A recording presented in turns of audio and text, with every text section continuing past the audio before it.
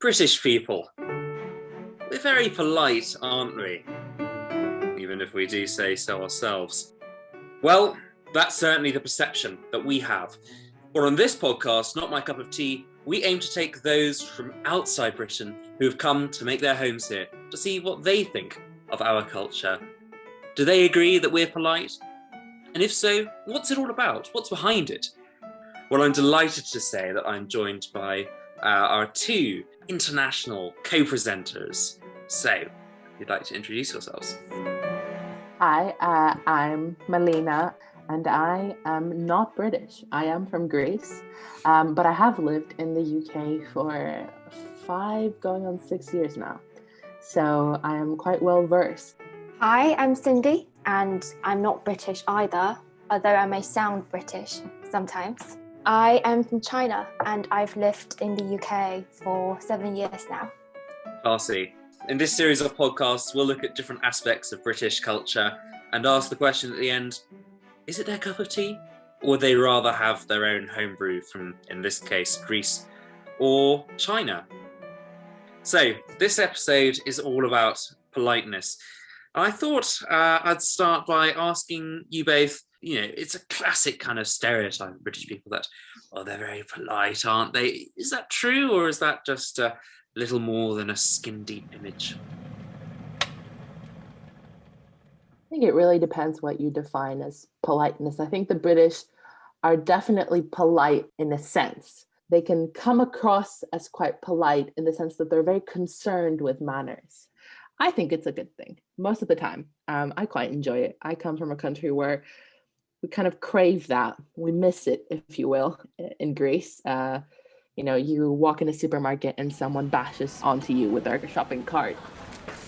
And, you kind of wish they would apologize, and they don't always there. So it's the kind of thing that we like, and we kind of idolize in the British sometimes. But on the other hand, it can get quite extreme. I mean, I remember being in a British supermarket in Norwich. Everyone had kind of stalled because we had all gotten to a point where nobody could move, and we were all kind of in the same spot, and everyone was apologizing to each other. You could just hear kind of sorry from everywhere in the supermarket. Sorry. I think that's quite endearing. I think it can become a bit annoying after a while, but I think that's the kind of nice part of British politeness. For me, I have a similar experience in a supermarket, but my experience wasn't that positive. I think the British people are very concerned with queuing, especially. So I was at the self-checkout machine, but my credit card wouldn't work. And so I had to go to the till for the shop assistant to check out my groceries. And because there had been like a long queue of people waiting, someone just called me out, and I felt quite bad, but I didn't think that they would be very concerned about it, but they did. How do they express that concern? One customer was just saying, why is she here? Why is she in front of me? But obviously the shop assistant had guided me to the till because my credit card wouldn't work. You know what it is? It's that they're very polite until you do something that's perceived as impolite, and then they're very angry all of a sudden. And I think that can be what's kind of perceived as a bit aggressive from other people. I feel like you're onto something there when you say that people are very polite, but also they're very keen to show their displeasure when they feel that someone else isn't being polite. I think my key example of this was once in a pre-pandemic world on a night out in Liverpool. I was queuing up for a drink, and I just heard someone go, and apologies if this accent itself is impolite or rude, but hey, you jumped the queue, mate. And we're like, okay, sorry, we didn't know. Do you want to take our place in the queue? And she said, no, I don't. I just think it's a bit rude. So she had no motive in that exchange other than just to let us know that she felt we had been impolite. One thing I wanted to ask for your perspectives on actually was that often people may assume that politeness is very welcoming, but also in light of Brexit, some may have perceived that to be a sign that foreigners, international students and the like, are not welcome here. So do you feel that Brexit has changed your country's view of Britain at all, and how welcome that you personally feel on these streets? For me, I haven't personally felt much difference. I think in general, British people are really polite and really nice when they talk to you. I have experienced the odd being on with my father on the phone and being told by somebody to speak English while I'm speaking Greek. But yeah, it's one of those things that I don't know whether the people been, who would have said these kinds of things would have said them before, or whether they feel emboldened by Brexit to go ahead. For all it's worth, I know someone who's a student of Spanish, I think, and she returned from Spain and was speaking Spanish on the phone after 2016. I think she said she noticed there were more kind of cautious glances at her than there were before, so she certainly felt worried about it. We've had some pretty mixed reviews of British politeness on the good side and the bad sides, and I'm hoping to get an unequivocally positive take from a special guest. So I thought we'd bring in someone called Johanna Elster Hansen. She's a journalist and translator from Norway. So Johanna, thanks for coming on. British politeness, do you find it welcoming or jarring? Well, I've certainly found it a bit jarring at times. It's not that we're not polite in Norway. I feel like we're more relaxed when it comes to politeness, and it took some getting used to when I first moved here. I drilled myself, I remember, so that I would get the hang of these phrases that you exchange in the shop or wherever. And I think at one point I was so drilled that when a lady behind the till asked me if I wanted a bag, I responded with, "I'm good, how are you?" And on the other hand, I've also been perceived, rightly so, as impolite in Britain. I was once withheld on a bus by a bus driver because I didn't say please and thank you. It was probably a bit excessive of him to actually physically withhold me there, but I now say thank you to bus drivers both in England and in Norway.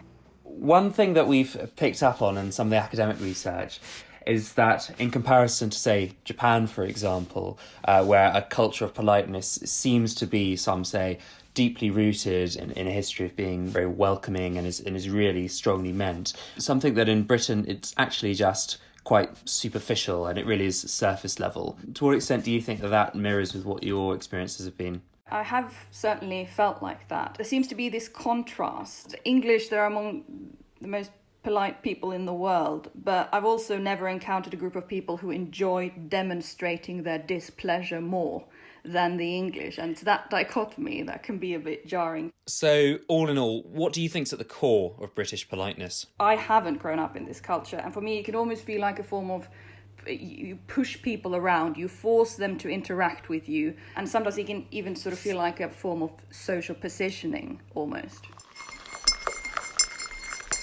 So let's say that English politeness is a nice, welcoming brew of Earl Grey. Would you take that, or would you rather have something from Norway? Well, another good reason for why I'm clearly displeased with the English is I don't drink tea, so I'd have to say no. Maybe a pint.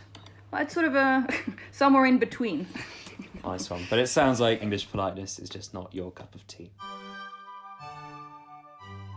I thought it was really interesting what Hannah was saying there about a sort of social positioning that British people are trying to do. What do you make of that, Melina? Yeah, I don't know whether it's that intentional. I think that it's what people are used to. It's how people have been brought up. And so I don't think that people think about it that much. It's just kind of the way that they react to certain situations. I think there's a lot to be said for that, to be quite honest. I suppose the other big factor recently that may change how we in this country interact with other people is, of course, the pandemic. I must give the British people a very simple instruction. You must stay at home. Cynthia, have you got any perspectives on how that might have changed how people are around you? I do feel that people are more polite, even in London. I was at the vigil for Sarah Everard on Saturday, and two women started to chat to me and told me their names because they were saying like how it's the first time to meet people and to talk to people in public. I just felt that was very nice. My experience has been a bit different in the sense that because we're sitting at home all the time, we're kind of forgetting how to be polite to each other when we are out. I don't know whether this is me being angry at the British or being angry at people who run. But whenever I see somebody running on the street without a mask and, they don't kind of try to make space for you, they just whiz past you.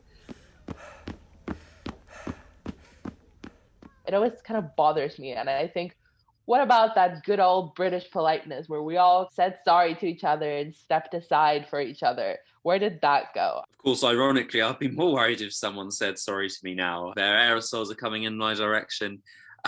Anyway, by now we've chatted about many different aspects of British politeness, but still, I think if you were to ask me exactly the reasons behind it, we may just never know. There's an anthropologist from Oxford, Kate Fox, and she wrote a whole book worth on the hidden rules of English behaviour. And after a full book, she admitted, to be honest, I don't know why the English are the way we are, and nor, if they are being honest, does anyone else. I think there's probably quite a lot of truth to that. Okay, had some very interesting conversations, but it all comes down to this. English politeness as you see it, is it your cup of tea? Or would you rather have a brew from your home country? It has become my cup of tea, and I certainly opt for it when I'm in the UK, and I miss it when I'm not. So, yeah. I think it is my cup of tea. I'm pro politeness.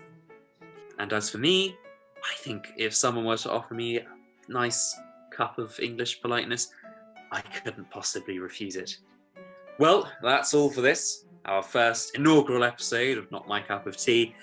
And interestingly, scientists from the Royal Society found that across 5 continents, nobody expresses more gratitude more often than the British.